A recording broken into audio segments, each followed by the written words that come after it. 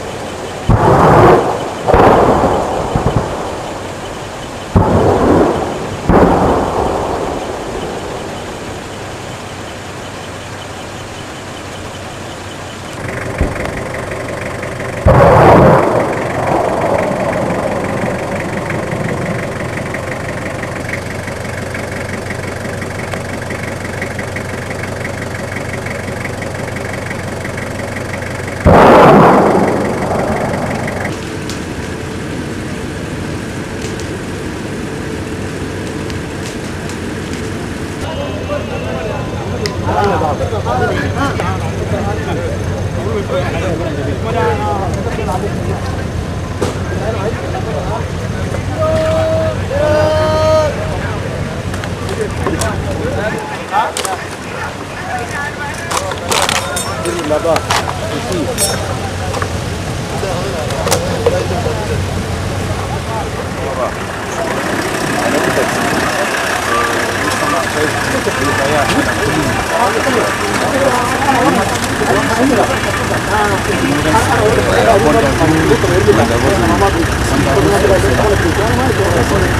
Ça c'est le village qu'on on est bien, le village de Dissa. Même lui aussi, c'était un village, mais il était famille. Après, famille, il est vraiment monté c'est un pont ici.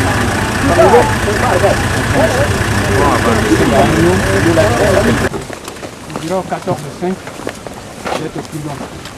7 véhicules, ici. Okay, donc dès qu'ils arrivent, ils laissent les 5 véhicules là, les 7 véhicules là passer. Okay, on va accélérer, on les laisse passer. Et nous on garde notre dispositif. Et nous allons reprendre la marche en mesure d'atteindre Gonava avant le tombée du soleil. C'est ce que le général a dit. Donc une petite pause pour préparer des petites mesures et on va continuer la progression. Donc disposition de combat. Restez ici. Voilà. Nous venons de traverser le cours d'eau Vami qui est à 2 km de Gonava. Donc les éléments de tête ont déjà accroché.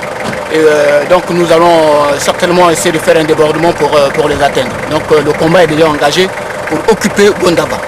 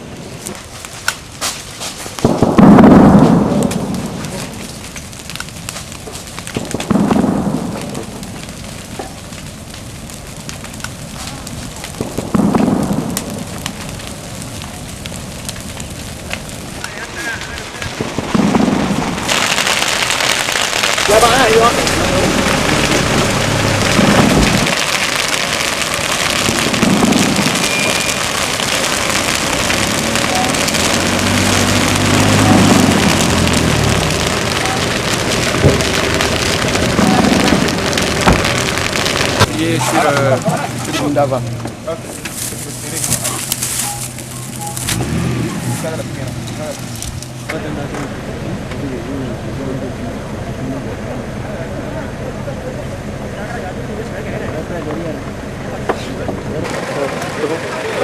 La progression a été difficile, la progression a été ralentie à un certain moment, à une hauteur où l'ennemi résistait un peu, l'ennemi a fait la résistance, mais la puissance de feu, les amis ont dépassé, ce qui fait que la progression que nous avions amorcée à 8 h, c'est finalement à 15h25 que Gonava, le bastion, le dernier bastion de Babaladé est tombé ce jour.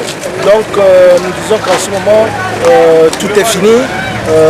Ça c'est le village, nous sommes dans le village Gonava, ça c'est le bastion, le dernier bastion de Babaladé. Lui-même il s'est barré, mais vraiment on a fait le travail qu'il faut, on a fait ce qu'il fallait. Donc nous pouvons dire à la population d'être sereine, de compter sur nous. Nous avions fait avec la force coalisée, nous avons fait ce qu'il fallait faire.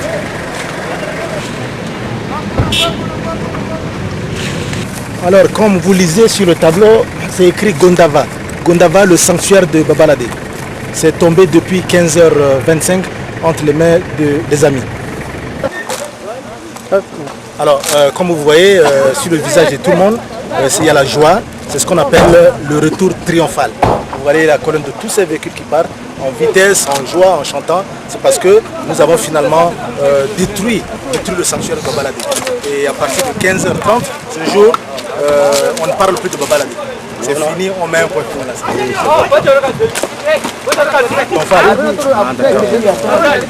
C'était trop facile. Oui, c'était trop facile. Mais normalement, c'est à 15h25, non, c'est le bon qui... Si, si.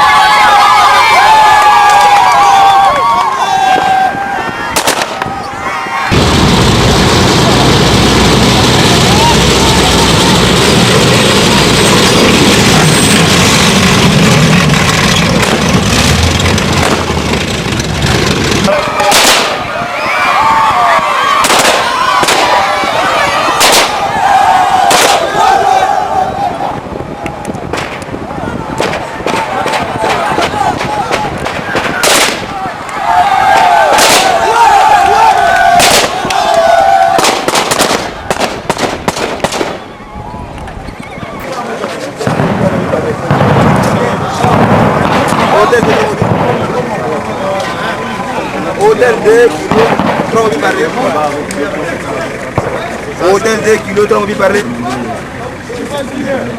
Hôtel 2, hôtel 3, on va parler. Hôtel 2, 3, on va parler. Kilo, hôtel 3, on va parler.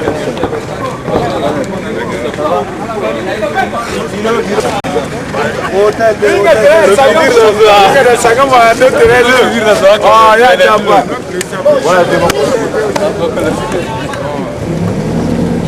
Avant que on ne puisse faire un point de situation en fait général, j'aimerais faire un débriefing rapide à tout le monde, l'action qui a été menée. Bon, pour les autres, ceux qui n'ont pas pu participer au combat, on avait démarré à 8 h et tout au long de notre progression, c'est à 9 h qu'il y a la frappe aérienne. Ils ont frappé sur Gundava, ils ont frappé également sur la base de Naya. En tout cas, cette frappe a été avec beaucoup de précision pour Gundava. Naya, c'est ça? Naya. C'est au bord de l'eau là, à 50. Et Naya, c'était environ de, je crois c'est 15 h, 14 h, 15 h. Naya. Donc pour nous, c'est le résultat escompté que nous voulons. Alors, ce que j'ai pu déplorer un peu, oh, le docteur. Docteur. Bon, ok, soigne. Ce que j'ai pu déplorer un peu, c'est qu'au retour, j'ai vu dans l'ambulance des bagages embarqués. C'est ce que vous appelez les butins de guerre, je ne sais pas. Vous savez, moi je sais que la guerre est sale. La guerre est sale, mais la guerre a quand même une éthique. C'est ce qu'on appelle l'éthique. La guerre a quand même la notion de morale. Voilà, nous savons tous, qui sommes chrétiens, nous savons tous que quand vous allez au combat, vous ne prenez rien qui appartient à l'ennemi. Quand vous prenez, c'est pour montrer à vos chefs. Ce n'est pas des matelas, qu'est-ce qu'on va faire des matelas pour aller montrer à bon. Qu'est-ce qu'on va faire de couverture pour aller montrer à bon. Puis surtout également une ambulance, un docteur ne peut pas admettre que dans l'ambulance on puisse embarquer des butins de guerre. Ça c'est des choses à éviter. Et je vous avais briefé ce matin ici pour dire à tout le monde, je ne veux pas de pillage, je ne veux pas des vols, des rapides, de quoi. Comme tous c'est que des jeunes. Il n'y a pas un vieux parmi nous pour que demain on va dire non, c'est parce que le vieux là il ne connaît pas. Nous sommes tous ici des jeunes. Tous on a fait le DIH. Nous avons la notion de l'éthique de morale. Et nous sommes des chrétiens. Arrêtez-moi ce genre de choses. Et en plus, un opérateur radio qui est chez moi, il embarque des trucs pour mettre dans mon véhicule à moi. Oui, ça c'est des choses à ne pas admettre. Alors qu'il y a un sous-officier qui est là derrière le véhicule, qui gère les gens derrière. Et ce genre de choses, nous devons éviter. Donc en gros, ça s'est bien passé. Le premier centre d'intérêt, c'est ce qui est occupé actuellement. Le deuxième centre d'intérêt, et avoir le troisième, c'est-à-dire Gundava, et la base de Naya, carrément détruite. Donc, stratégiquement, il n'y a pas de raison de mettre puis une compagnie là-bas, c'est-à-dire un élément pour garder. Mettre un élément pour garder, il y aura beaucoup de conséquences. Surtout le ravitaillement logistique. Il n'y a plus personne là-bas. Voilà, il n'y a pas la vie. Il n'y a plus personne, il n'y a pas la vie. Et également le ravitaillement, ceux qui vont se déplacer pour venir, ils vont connaître des séries de petites attaques le plus souvent. Hein, donc c'est pas bon. Donc on laisse comme ça. Nous tous on va continuer maintenant à poursuivre l'ennemi. On va le traquer maintenant. Moi à mon avis, ils ont, dans ma vision, hein,